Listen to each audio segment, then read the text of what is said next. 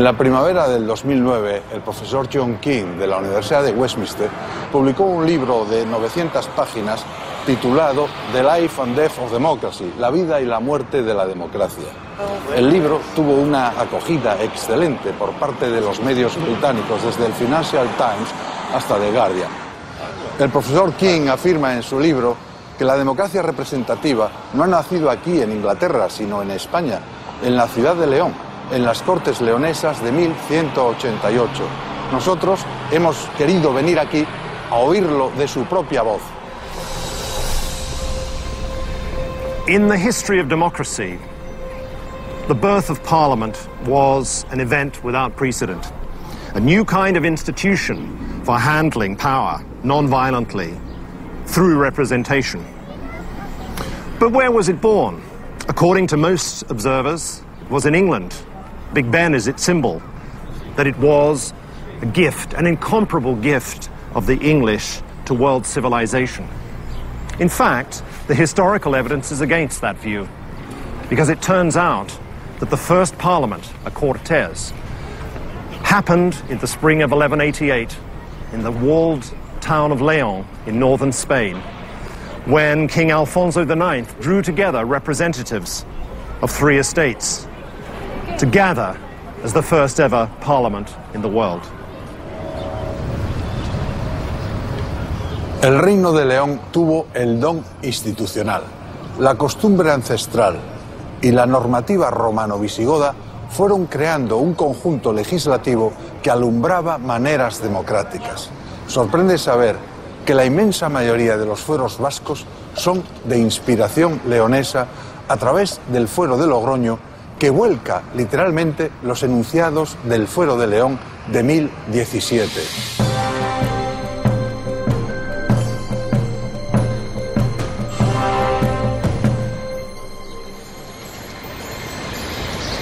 Este gallo de San Isidoro ha sido testigo de la vida leonesa desde hace casi 1000 años. En este mismo lugar se alzaba el Palacio Real y aquí, un día del mes de abril de 1188, se reunieron las primeras cortes de la historia. Imaginamos al rey, casi un niño todavía, con solo 16 años, recién regresado de Compostela, donde acaba de enterrar a su padre. Su madrastra le disputa el trono y él ha convocado curia, a la que ha llamado por primera vez al pueblo. Aquí están los obispos y los nobles, pero también los hombres del común, los cibes electi de las ciudades del reino. León, Oviedo, Salamanca, Ciudad Rodrigo, Zamora, Astorga, Benavente, Ledesma, Toro. Es inaudito. En el nombre de Dios, yo, don Alfonso, rey de León y de Galicia, al celebrar las Cortes en León junto al arzobispo, los obispos, los magnates de mi reino y los ciudadanos elegidos por cada ciudad, decreto y aseguro que conservaré para todos los clérigos y laicos de mi reino las buenas costumbres establecidas por mis predecesores. Los obispos y los nobles miran al joven rey con extrema curiosidad. Y a nosotros, hombres del siglo XXI, todavía nos conmueve oír el contenido de esa declaración de derechos. También decreto y juro que si alguien hiciera o me presentara una delación contra otro, sin demora descubriré el delator al delatado. Y si no pudiera probar en mi curia la delación que hizo, sufra la pena que debería sufrir el delatado. También prometo que no haré guerra ni paz, ni tomaré acuerdos sin reunir a los obispos, nobles y hombres buenos, por cuyo consejo debo guiarme. Dispongo además que nadie tome prenda, sino por medio de los justicias o alcaldes establecidos por mí.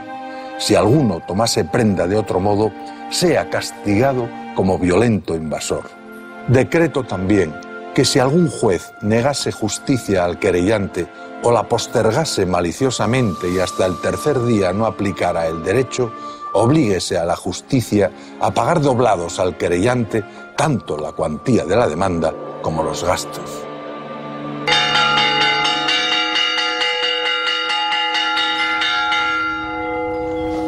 La experiencia leonesa enseña que en el devenir de la historia no suele haber frutos espontáneos.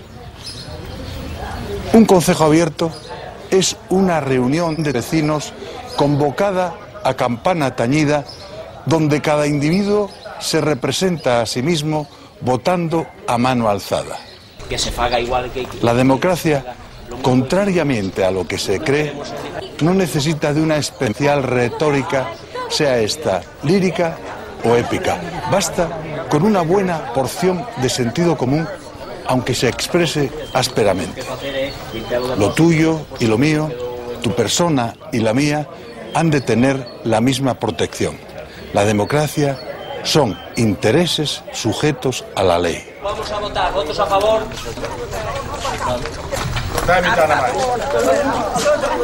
Votos en contra.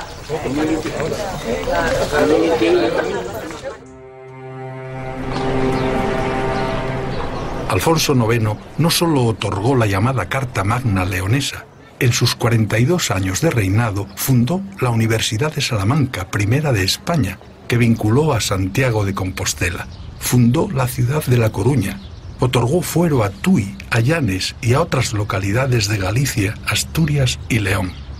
Derrotó a los musulmanes, conquistó Cáceres, Mérida y Badajoz y recuperó para su reino las tierras que le habían sido arrebatadas por Castilla.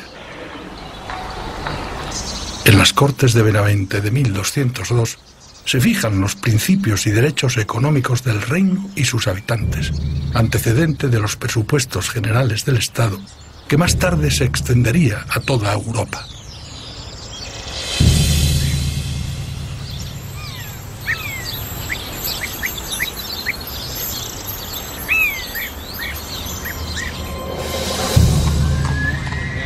El joven Alfonso tuvo que vencer muchos obstáculos para reinar.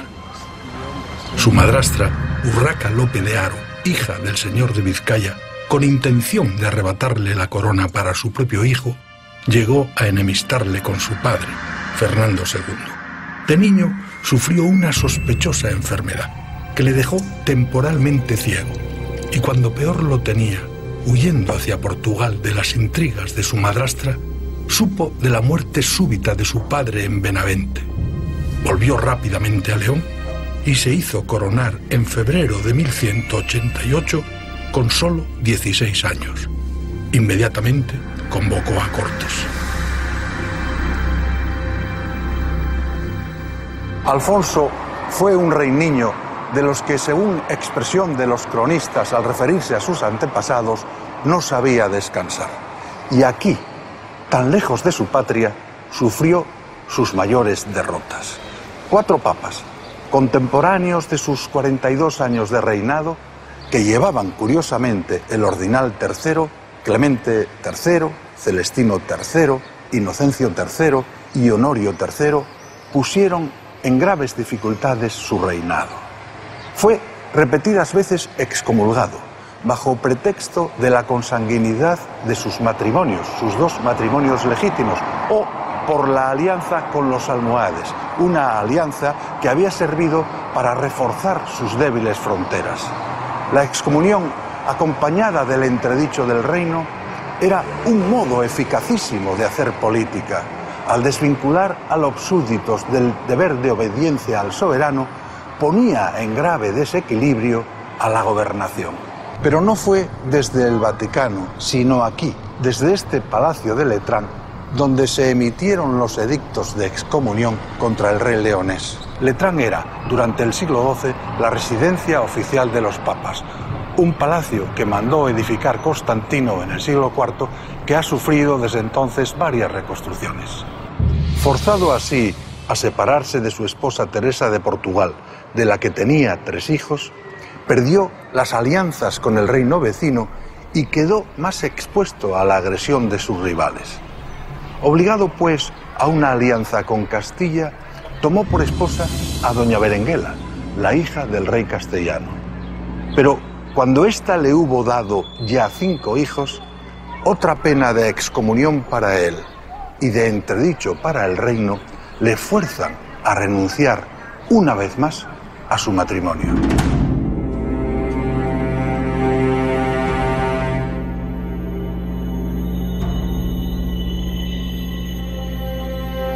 Las consecuencias políticas son ahora de mucha mayor trascendencia para la historia leonesa y para la historia de España. Alfonso podía heredar la corona de Castilla como consorte de Berenguela o como nieto de Alfonso VII. El divorcio forzado por Roma imposibilita el primer camino. El segundo, la propia Berenguela, que a la muerte de su hermano Enrique, efímero rey castellano, saca a su hijo Fernando mediante engaño de las tierras leonesas, abusando de la buena fe de Alfonso, y lo hace coronar rey de Castilla con el apoyo de la aristocracia y el alto clero castellanos. El Papa nada objeta. Fernando, conocido por la historia como el Santo, reinará en Castilla y León con ese mismo ordinal, tercero, que tan funesto le había resultado a su padre. No es aventurado suponer que la Iglesia contemplaba con poca simpatía ese acceso al poder de los hombres del común, los cives electi que Alfonso IX había llamado por primera vez en la historia a su curia.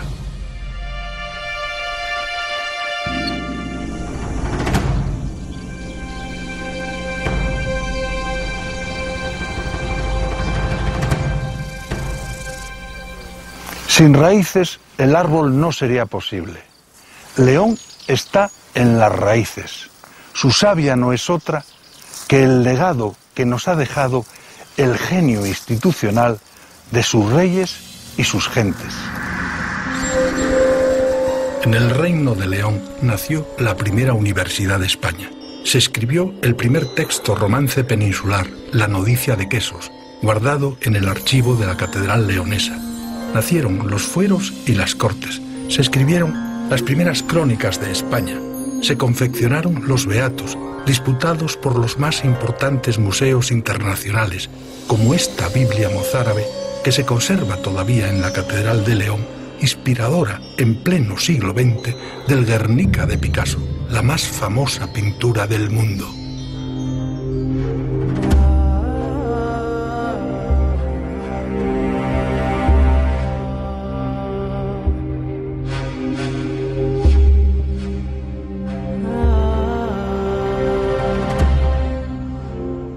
El poema de la conquista de Almería dice, hablando de León, según su parecer, se interpretan las leyes de la patria. Con su ayuda se preparan fuertes guerras. Como el león supera a los demás animales en fuerza y belleza, así esta ciudad aventaja a las demás en honor. Y también dice, solo él, se refiere ahora al emperador de León, domó a Castilla, poniendo sobre su cuello indómito el nuevo yugo de la ley. León era la ley, el imperio de la ley.